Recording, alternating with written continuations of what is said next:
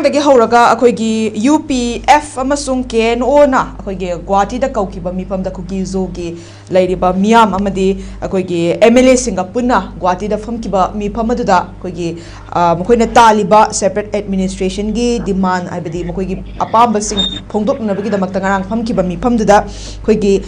general election mamangda union territory gi demand fanghanba yauna warep kaya ama lawkhre ba wafam thami aduga ngasi si KUKI zo tabam fam da paksana koi khongchat amasu chatkadori condition ama thammaga makoi gi tongan ba union territory ama makoi gi tongan ba constitution pura tongan ba ma sem gani masida su center lengak na sogat pam thoi hai ba sigumba wafam ama khak lak pasina akoi gi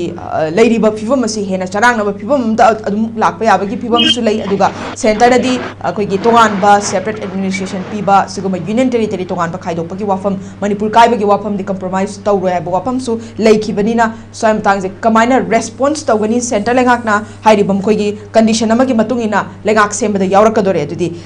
soim tang se dioza karamba phibam da center lengak na kari step pai khalakani aduga kamain tawraga khoi gi hairi ba KUKI singi lauriba KUKI zo singi lauriba warep sidi hena consider na bagi warep adum laurai soim tang se dioza kamain thamininge center na kamain da react tawrakani lairiba MLA sing sina kamain kari pau khumpi gani aduga khoi hajik su PR lairibani na soim tang se kamain thamini Guwahati da famgiba khoi KUKI gi mifam ado moi KUKI zo singi MLA sing ado ayamba saruk yaba ngomkhide makhona Manipur lengakta popular government ama lakda khoi KUKI MLA sing se yawo yaroi hana moi KUKI human rights the KUKI association kaya amna makhoda tatna warning pidra la ya ngasi phawda adu mase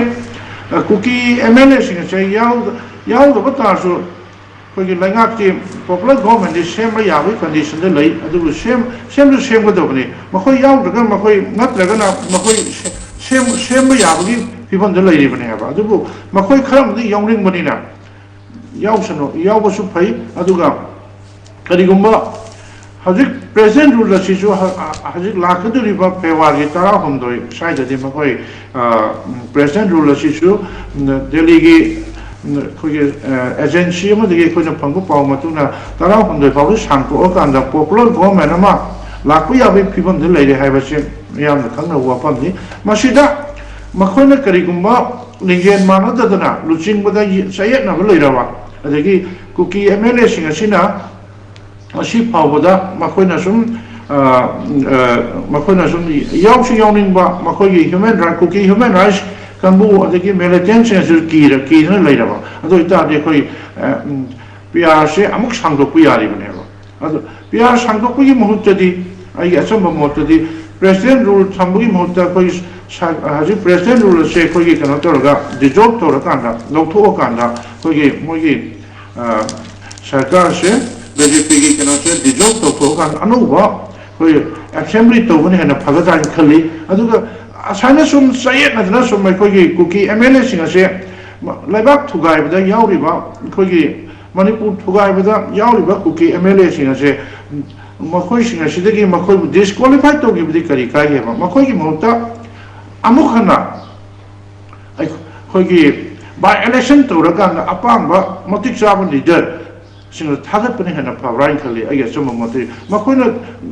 hajik BJP sarkar asina disqualify to bangam dawa aduga Manipur thugai bada yauri ba MLA tara se ngakletena Delhi da chelaga prime minister home minister unarga makhoi kuchabi lai kusang bi sa na ngasi sum Manipur je thugai na bokon aliba ase khoina khangjin no pai mase khoi gi yamna luraba tangka sida makhoi na sum to bu yaba makhoi tara sina mi haji MLA ma legi da ta so tadu bi MLA ma legi da ta so khoi gi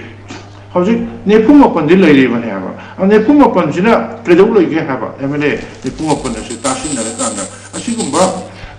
lai kusang bisaba khuraki ina lai saba khoi gi makhoi singa se ngak litena khoi da akai ba piba ngasi kaya da wahan gre khoi Manipur se instability was ngasi tangdu lai ta ba namdam ma oiba phangdre aduga ngasi haji makhoi tara se makhoi na popular government sida masana willingly yawning the butadi makhoi bu disqualify torga makhoi mota by election to bama natragana khoi assembly se dissolve torga anda ꯑꯩꯈꯣꯏ ꯑꯅꯧꯕ assembly ꯑꯩꯈꯣꯏꯒꯤ election ꯑꯃ ꯊꯨꯅ state assembly election ꯑꯃ ꯊꯨꯅ ꯂꯥꯛꯄꯅ ꯍꯦꯟꯅ ꯐꯒꯗ꯭ꯔꯥ ꯍꯥꯏꯅ ꯑꯩ ꯊꯝꯖꯒꯦ